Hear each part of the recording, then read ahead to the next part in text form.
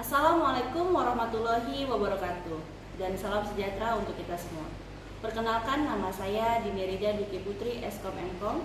Saya merupakan dosen S1 Program Studi Rekayasa Perangkat Lunak yang berada di bawah naungan Fakultas Teknik dan Ilmu Komputer Universitas Potensi Utama Medan. Video ini merupakan pernyataan diri dosen dalam unjuk kerja Tridharma Perguruan Tinggi yang biasa disebut PDD UKT-PT di bidang pengajaran. Pada kesempatan kali ini, saya akan menjelaskan mata kuliah yang saya ampu pada semester 3, yaitu mata kuliah pemrograman internet. Mata kuliah ini memiliki bobot 4 SKS, meliputi 3 SKS teori dan 1 SKS praktek. Pada mata kuliah ini, saya menerapkan sistem DIE atau Delivery Interaction Assessment. Adapun deskripsi pada mata kuliah ini yaitu mahasiswa belajar berbagai konsep merancang dan membuat proyek website yang diintegrasikan dengan database serta diunggah ke jaringan internet sehingga website dapat diakses secara online. Website dirancang baik secara sederhana maupun kompleks dengan menggunakan bahasa pemrograman PHP dan JavaScript. Selanjutnya, capaian pembelajaran pada mata kuliah ini yang pertama yaitu mahasiswa mampu memahami pengertian dan konsep dasar pemrograman internet. Yang kedua, mahasiswa mampu memahami protokol HTTP, TCP dan dapat menginstal web server SAMPP. Yang ketiga, mahasiswa mampu menjelaskan penggunaan PHP-admin dan pembuatan database. Yang keempat, mahasiswa mampu menerapkan HTML, CSS, bahasa pemrograman PHP dan JavaScript. Yang kelima, mahasiswa mampu merancang halaman website. Yang keenam, mahasiswa mampu menerapkan CRUD terdiri dari create, read, update, delete dengan PHP dan MySQL. Yang ketujuh, mahasiswa mampu menggunakan client server communication dan mengolah season and cookies. Yang kedelapan, mahasiswa mampu mengaplikasikan dan mengelola website bisnis. Yang kesembilan, mahasiswa mampu menggunakan domain dan hosting. Yang terakhir, ke-10, mahasiswa mampu membuat dan menjabarkan proyek website. Selanjutnya, materi pembelajaran yang saya berikan kepada mahasiswa yang pertama kali adalah penjelasan tentang pengertian dan konsep dasar pemrograman internet. Yang kedua, pengertian protokol HTTP dan TCP, pengenalan server SAMPP, serta konfigurasi web server. Yang ketiga, pengenalan PHP-admin serta pembuatan database dan tabel. Yang keempat, pengenalan HTML, CSS, bahasa pemrograman PHP dan JavaScript serta implementasi web programming. Yang kelima, perancangan halaman home, login dan registrasi. Yang keenam, penerapan CRUD, create, read, update and delete pada halaman website. Yang ketujuh, pengertian client server communication untuk mengkoneksikan database dengan web dinamis serta pengelolaan season dan cookies. Yang kedelapan, pengaplikasian website personal dengan menggunakan Bootstrap serta penjelasan tujuan dan manfaat. Yang kesembilan, pengaplikasian website e-commerce dengan menggunakan Bootstrap serta penjelasan tujuan dan manfaat. Yang ke-10, penggunaan domain dan hosting, pengaturan cPanel, dan pengaturan FTP, File Transfer Protocol. Yang ke-11, pembuatan proyek website. Yang ke-12, presentasi proyek website. Untuk sistem pembelajaran, saya melakukan perkuliahan dengan tatap muka. Untuk materi, saya sajikan dalam bentuk slide PowerPoint. Mahasiswa dapat mendownload materi tersebut melalui aplikasi Google Classroom.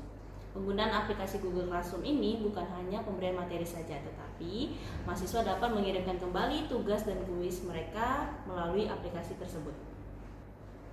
Untuk praktikum, selain mahasiswa dapat bimbingan langsung dari saya, mereka dapat mengikuti tutorial step by step dari modul praktikum yang saya berikan. Saya juga menggunakan aplikasi WhatsApp sebagai tempat diskusi dan konsultasi dengan mahasiswa. Untuk metode pembelajaran saya ada 3. Yang pertama adalah ceramah. Diharapkan mahasiswa dapat termotivasi untuk meningkatkan pembelajarannya.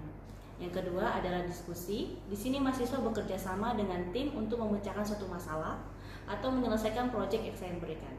Sehingga mahasiswa dapat terlatih untuk mengatasi masalah tersebut serta dapat berpikir kritis dalam menyelesaikannya. Yang ketiga yaitu praktikum. Nah, di sini untuk meningkatkan keterampilan mahasiswa khususnya di pembuatan website dan menunjang kreativitas mahasiswa dalam merancang website yang dinamis dan bermanfaat dari segi penggunaannya. Untuk sistem penilaian yang saya berikan mengikuti sistem akademik yang ada di kampus, yaitu dengan persentasi 10% untuk presensi, 20% untuk tugas, 10% untuk kuis, 25% untuk UTS, dan 35% untuk UAS. Nah, pada setiap pertemuan saya memberikan poin untuk membantu nilai tugas mahasiswa sehingga mahasiswa termotivasi untuk giat belajar di setiap pertemuan. Pemberian poin tersebut berdasarkan persepsi mahasiswa dalam mengungkapkan pendapatnya, interaktif dan responsif mahasiswa terhadap materi yang saya berikan, dan yang terakhir adalah praktikum diberikan kepada mahasiswa yang berhasil menyelesaikan praktikum paling cepat. Berikut ini, marilah kita saksikan video pembelajaran tatap muka, teori dan praktikum mata kuliah pemrograman internet di ruangan kelas rekayasa perangkat lunak.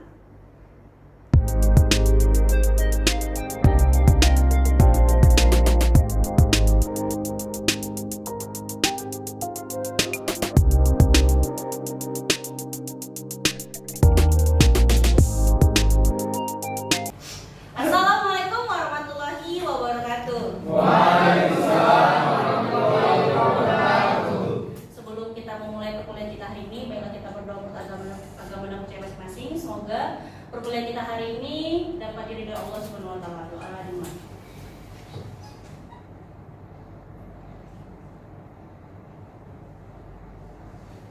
Doa selesai. Sepertinya ada semua nih Bu Tenu ya. Sehat-sehat kalian semua.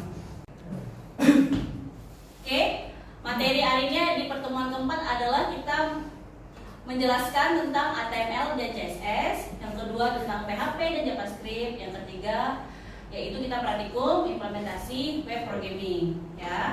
Nah, apa hubungannya materi hari ini dengan materi sebelumnya, yaitu materi kemarin kan kita buat database sama tabel tuh. Nah, jadi ada hubungannya dengan materi hari ini, kita membuat login yang berhubung dengan database-nya. Nah, ini dijelaskan secara singkat tentang website, yaitu membutuhkan dua bahasa. Yang pertama, bahasa pemrograman dan bahasa markup. Nah, bahasa pemrograman kalian tahu apa? PHP dan JavaScript. Nah, untuk bahasa markupnya HTML dan CSS. Nah, HTML ini adalah fondasi sebuah website. Ya, sedangkan CSS itu adalah yang gunanya untuk memperbaiki tampilan website itu, memberi warna di tampilan websitenya. Oke, jadi sudah paham lah ya kegunaan dari HTML, CSS, PHP, dan JavaScript. Oke, kita lanjut di penjelasan HTML. Nah, HTML ini adalah bahasa markup yang digunakan untuk membuat struktur sebuah website ya. Nah, HTML ini terdiri dari kombinasi teks dan simbol yang disimpan dalam sebuah file. Nah, filenya itu bersintak apa? HTML, benar. Nah, format HTML itu tertuang dalam kode internasional yaitu ASCII, American Standard Code for Information Interchange. Nah, sudah tahu belum kode ASCII itu apa aja? Pernah dengar hexadesimal, biner? Nah, kode warna di CSS itu menggunakan bahasa ASCII juga. Kayak DE, BE, O7 gitu ya. Nah, dengan adanya HTML, penggunaan membuat atau menyusun heading, paragraf, gambar, link lainnya itu supaya dapat terlihat lebih rapi, gitu ya. Oke, nah, HTML ini sintak.html ini bisa diakses di web browser. Web browser itu apa aja yang lain punya? Google Chrome. Internet Explorer. Oke, yang biasa kita gunakan itu Mozilla Firefox sama Google Chrome. Itu web browser yang bisa memanggil file HTML ya. Nah, HTML ini ditemukan pada tahun 91, dikembangkan pada tahun 91 oleh Berners-Lee ya. Nah, sebenarnya HTML ini awalnya digunakan untuk kebutuhan penelitian, tapi ini sudah digunakan untuk berbagai kebutuhan, salah satunya untuk website ya. Nah, ini di sini ada 5 fungsi HTML. Yang pertama adalah untuk membuat halaman website, menjadi fondasi website, terus untuk mendadai teks dan bagian pada halaman website, untuk menampilkan multimedia di website, menampilkan video, gambar, terus untuk mengarahkan pengguna ke halaman website yang lain. Itu dengan menggunakan apa kalau di HTML? Hyperlink. Oke, nah ini ada umumnya dasar-dasarnya HTML. Itu pertama, di atasnya itu ada doc type untuk menentukan tipe dokumennya. Terus yang paling penting adalah HTML-nya, pembuka dan tutup. title. Nah, title ini biasanya kalau di website ada di mana? Di paling atas. Paling atas. Di barnya ya. Terus kalau body itu biasanya isinya apa? Isi. Menu, konten. Isi kontennya ya, itu di body, dalam body. Terus untuk kelas 1, heading itu gunanya untuk apa? Untuk mengatur ukuran besar kecil. Besar kecilnya ya. Kalau P, paragraf. Terus kalau BM, garis baru. Kalau AM, untuk membuat garis. oke. Nah, untuk yang itu yang tanda seru, garis titik-titik itu bisa Buat komentar. komentar. Nah, selanjutnya kita masuk ke Cascading Style Sheet (CSS). Nah, ini CSS ini adalah biasanya digunakan untuk mengatur tampilan si HTML tadi. Nah, ini untuk memisahkan konten-konten, untuk memperbaiki stylenya, ya.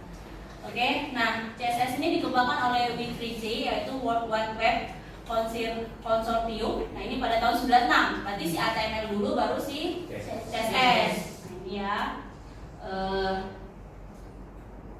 Oke, nah ini kegunaan CSS ini banyak banget, apalagi untuk seorang web developer pasti sangat membutuhkan CSS untuk membuat tampilan menjadi dinamis, menjadi lebih baik lah, enak dipandang. Oke, nah HTML dan CSS itu memiliki keterikatan yang erat ya. Nah, karena HTML adalah bahasa markup, fondasi situ, sedangkan CSS untuk memperbaiki style ya, untuk memberi tampilan website menjadi lebih baik. Oke. Secara nggak langsung CSS ini sangat berpengaruh untuk si websitenya. Nah, selanjutnya adalah, nah, Ibu mau ngasih contoh CSS. Oke, CSS.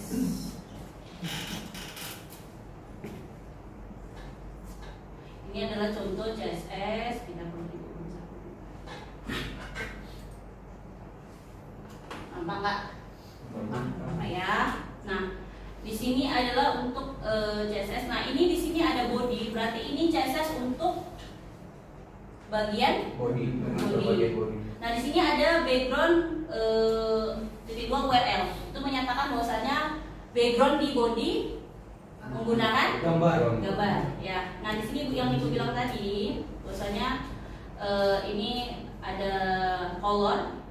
Sudah pernah tahu nggak penentuan color di website? Kode-kodenya? Kalau misalnya kode warna putih, FFFF. Kalau hitam, itu dasar ya.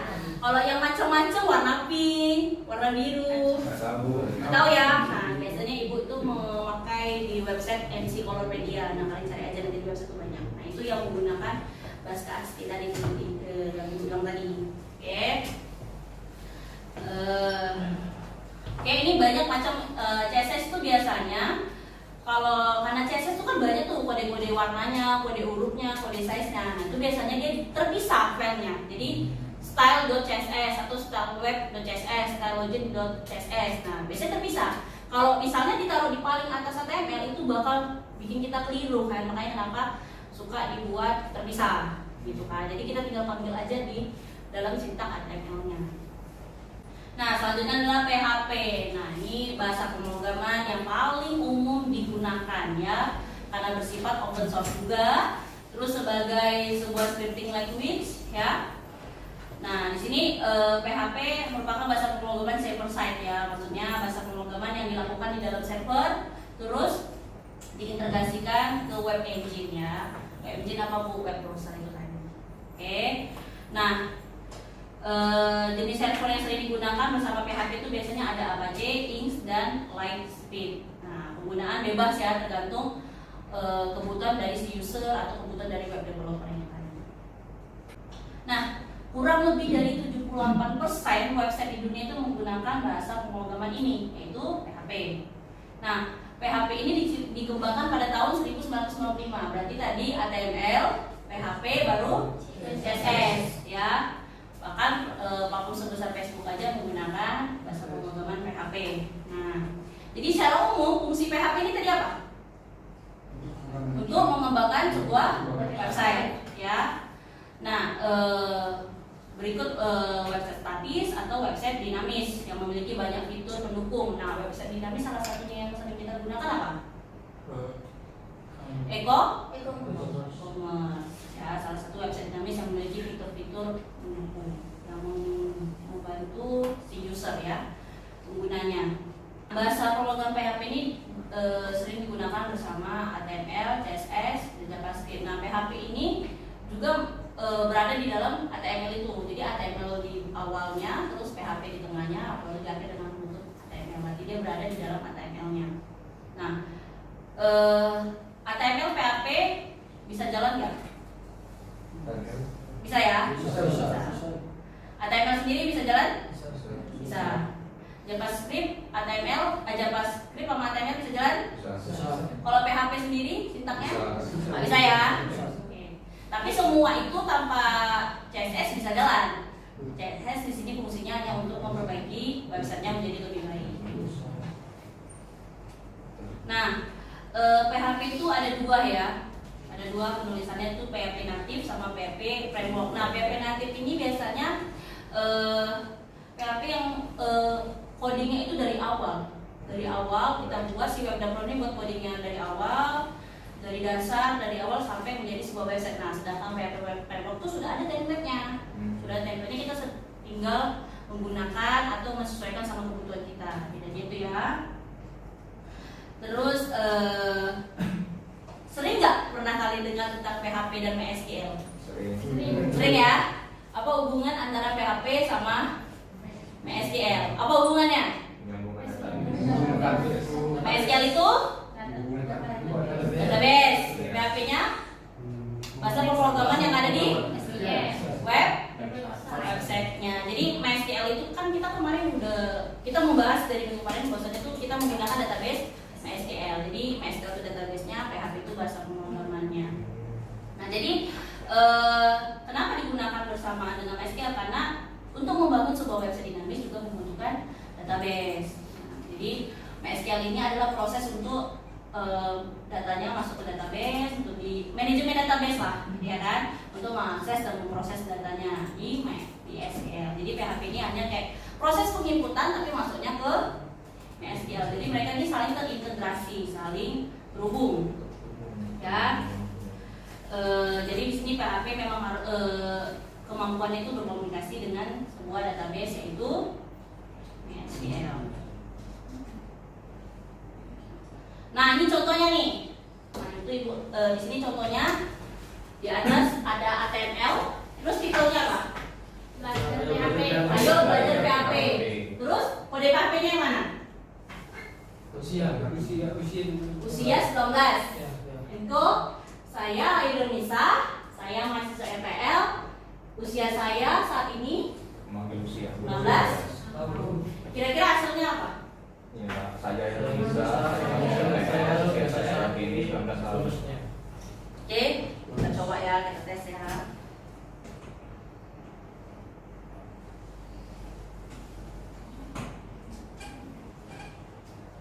Wah.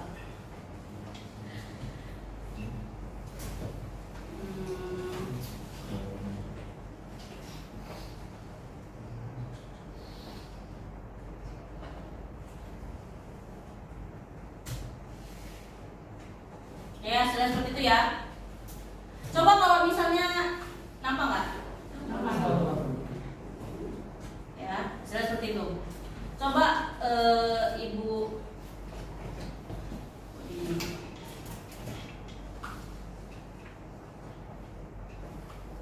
Nah, kalau misalnya Ibu hilangkan satu huruf ini, hasilnya apa? Hasilnya apa? 19 tahun itu.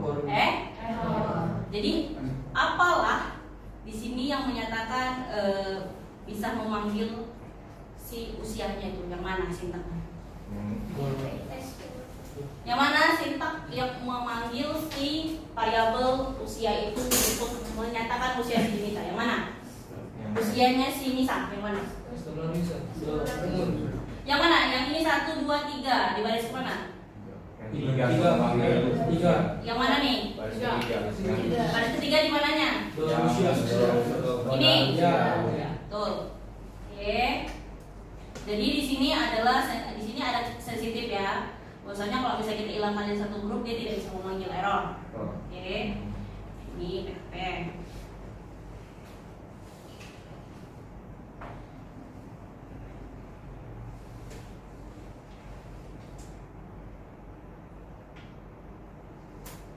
Nah, yang terakhir adalah JavaScript. Nah, ini adalah bahasa pemrograman yang digunakan untuk mengembangkan sebuah website agar lebih dinamis dan interaktif. Nah, ini sebenarnya JavaScript ini untuk meningkatkan fungsionalitasnya. Jadi menjadi lebih interaktif ya, untuk meningkatkan fungsional dari si website itu. Nah, oke. Nah, JavaScript ini dikenal pada tahun 94. Jadi HTML, JavaScript, PHP, lalu CSS. Nah, begitu ya. Ini didesain oleh Brandon H. Itu seorang karyawan Netscape, ya. Nah, transformasi nama dari si JavaScript ini dimulai dari nama Mocha, Mona, LibScript hingga akhirnya resmi menjadi nama JavaScript. Oke.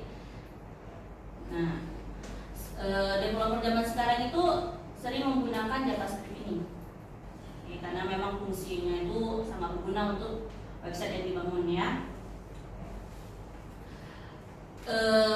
Kalau untuk yang sekarang yang kita ketahui website yang sudah menggunakan JavaScript itu ada Facebook, LinkedIn, Trello, si asing ya, Medium, bahkan Google menggunakan si JavaScript. Nah, ini kita langsung ke contohnya ya. Nah, apa hasil dari coding ini?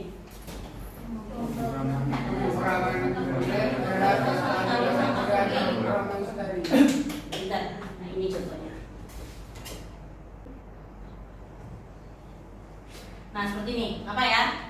Besar. Nggak bisa berbesar. Ya, nah ini dia. Untuk ibu close, ibu fungsinya seperti apa? Biasanya kalau misalnya kita buat website itu di logout. Misalnya kita klik logout, apakah kamu ingin logout? Biasanya kalau kalian menggunakan sosial media seperti itu kan?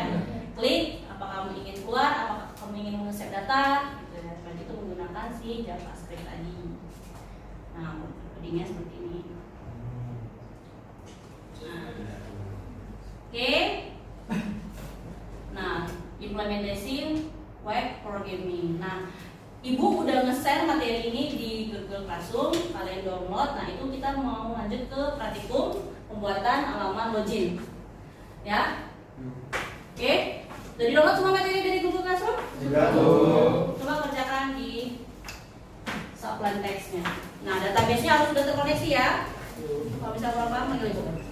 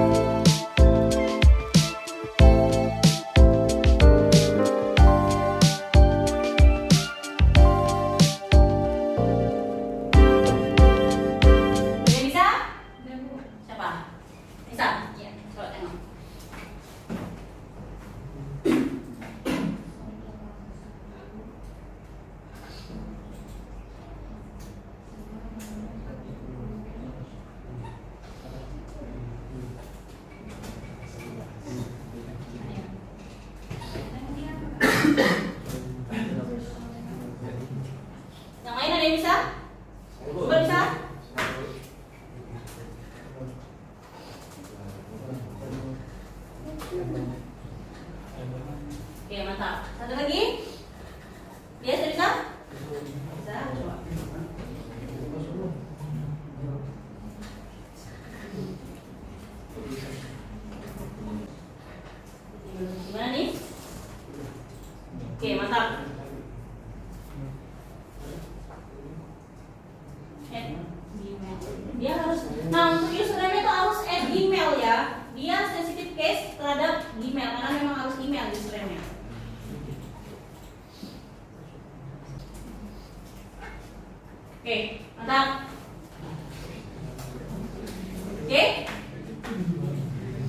lain?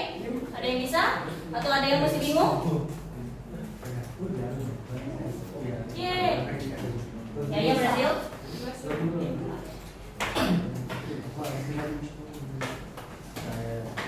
Oke.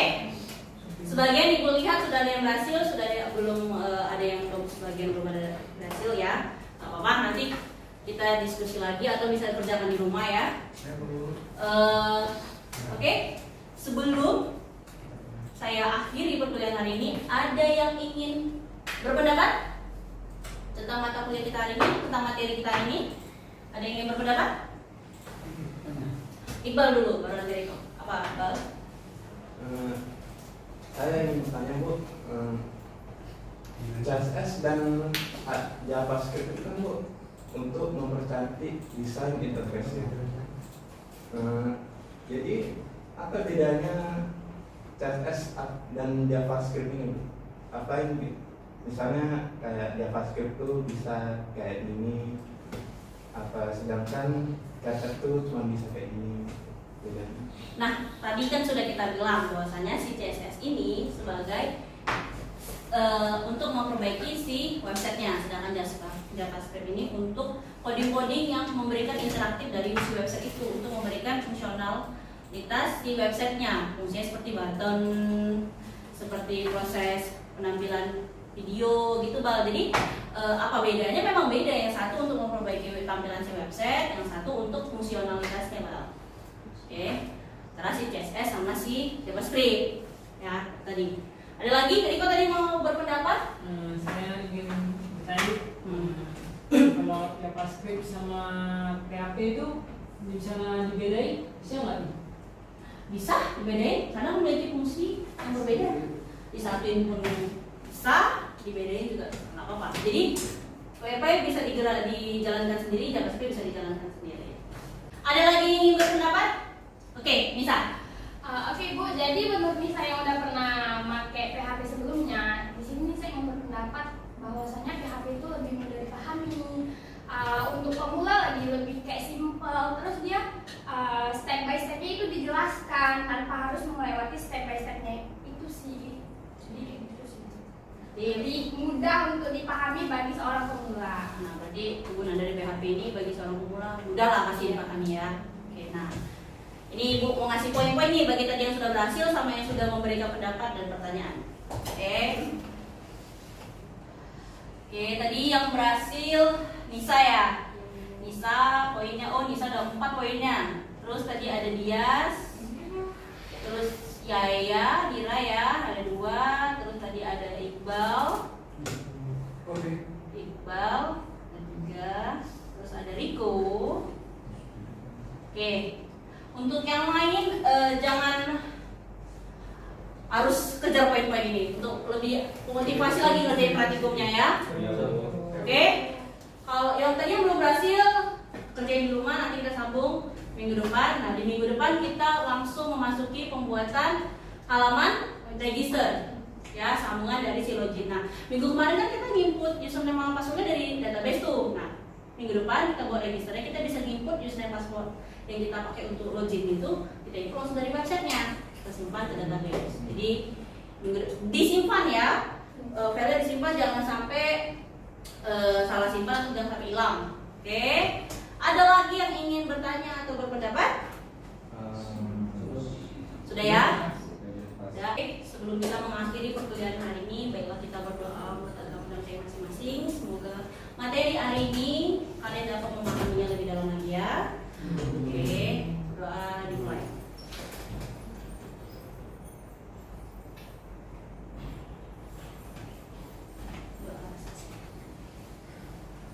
Semoga kalian sampai rumah dengan selamat ya. Amin. Terima kasih untuk perkuliahan hari ini. Oke, saya akhiri. Wabillahi taufiq wal hidayah. Wassalamualaikum warahmatullahi wabarakatuh. Waalaikumsalam warahmatullahi wabarakatuh. Dengan berakhirnya video pembelajaran tatap muka, berakhir juga penjelasan PDD UKT-PT di bidang pengajaran saya. Semoga apa yang saya sampaikan dapat menjadi penilaian Bapak Ibu sekalian. Saya ucapkan terima kasih yang sebesar-besarnya. Wabillahi taufiq wal hidayah. Wassalamualaikum warahmatullahi wabarakatuh.